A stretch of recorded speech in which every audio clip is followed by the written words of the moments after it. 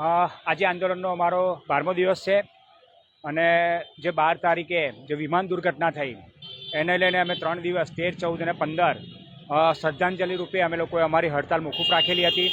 આજથી અમારી જે હડતાલ છે એને યથાવત કરી છે અને હડતાલની શરૂઆત કરતાં પહેલાં જે લોકો 290 ઉપરાંત જે યાત્રિકો આપણા પૂર્વ મુખ્યમંત્રી જે હોસ્ટેલ ઉપર જે મેસ ઉપર જે વિમાન પડ્યું એ ડૉક્ટર્સો એ એપ્રેન્ટિસો એમને શ્રદ્ધાંજલિ આપી અને અમારી આજની હડતાલ અમે શરૂઆત કરીએ છીએ.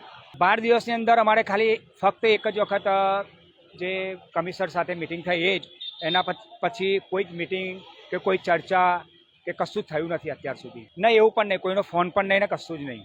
વડોદરા પેરેન્ટ્સ એસોસિએશને લગભગ બીજા કે ત્રીજા દિવસ આવીને અમને સપોર્ટ કરેલો હતો અને અમારી સાથે તન મન ધનથી જોડાયેલું છે. બીજું કોઈ અત્યારે કોઈ સંસ્થા આવી નથી.